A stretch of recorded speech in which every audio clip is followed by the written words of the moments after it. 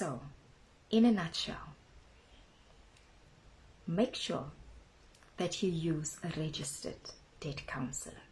You can go to the website of the National Credit Regulator and find out on their website who are the registered debt counselors. Number 2, trust your gut.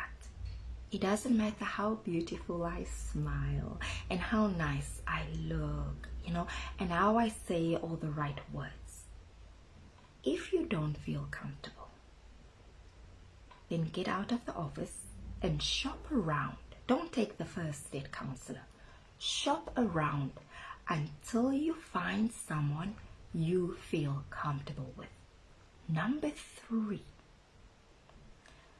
take responsibility for your debt and check up with your creditor. Ask from your debt counselor, even if it's not every month, even if it's every second month, to give you a printout of the debt that you have and how much have been paid and how much you owe. Keep tabs on it.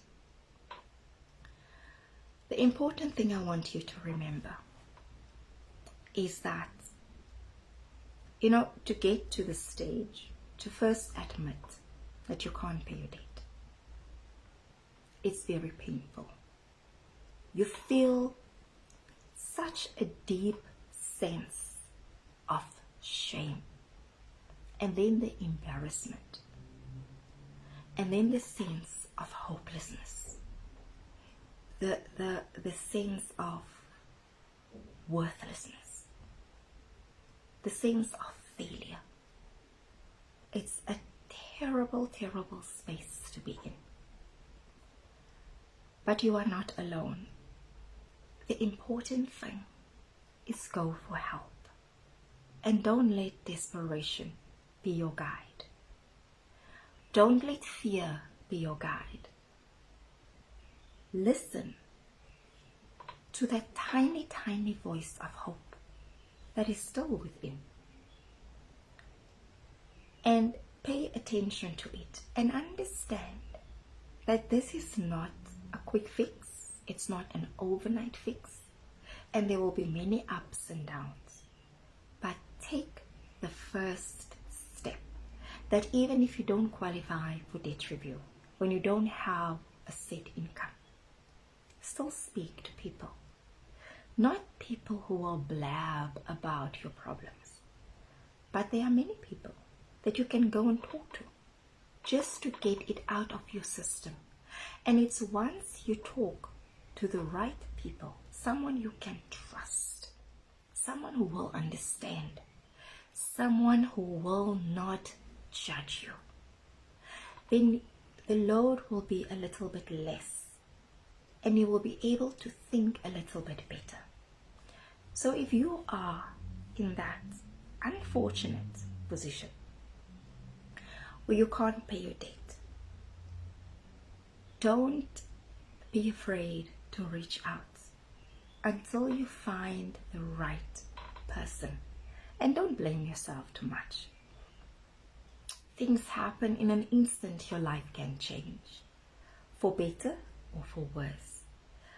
It takes courage to fight, determination to get out, and to say no. This is enough. No longer, no more. So I want to wish you strength.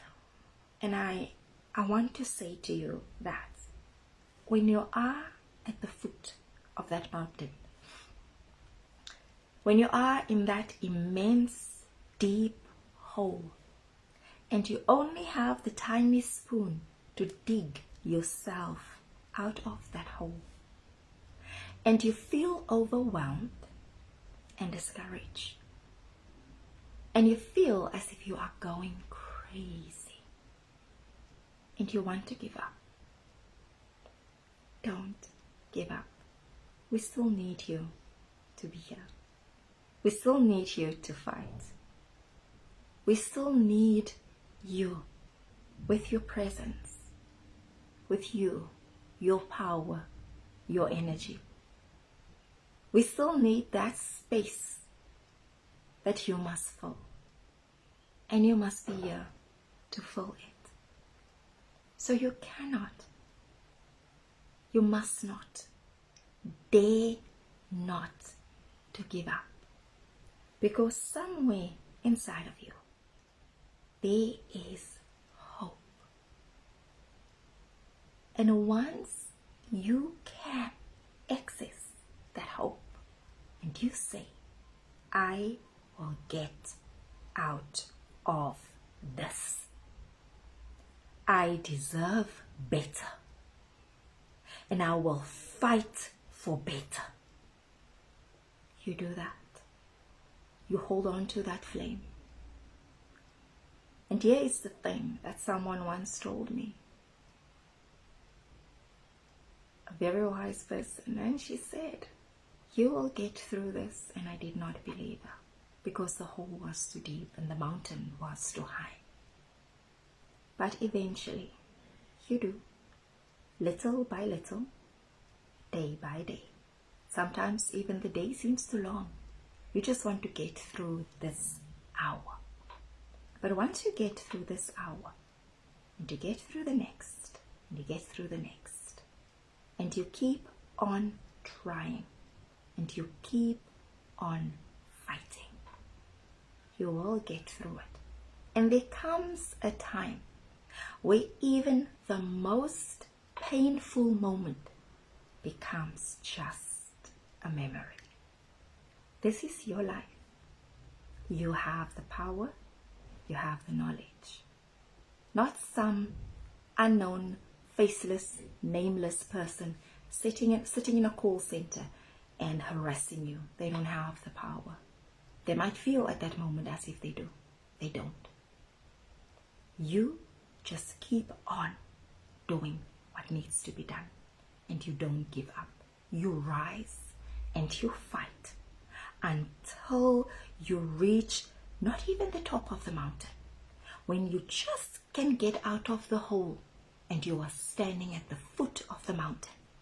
And you keep on taking a step every single day. And do every little thing that is needed. And one last thing. There's no such thing as a blacklist. You don't get blacklisted. The credit bureaus don't have a blacklist with your name on it. They only have the records of what you pay, who you pay, and how you pay. There's no list where they can tick out, like type in your name and then the blacklist will appear. It's just a term that people use when you can't pay. So you're not blacklisted at the credit bureau. You are just a slow payer or a non-payer or a bad payer. But there's no list where they gather everyone in one place and say these are the blacklisted people. That's just a term that was made up. But thank you for watching. I hope that you've got some information and some help with that. And whatever you are going through, it now might sound ridiculous, but you will get through it. Just don't give up. Talk to the right people. Do the little things. And always, always fight for the little flicker of hope that's inside of you. I thank you. Have a wonderful, blessed Friday.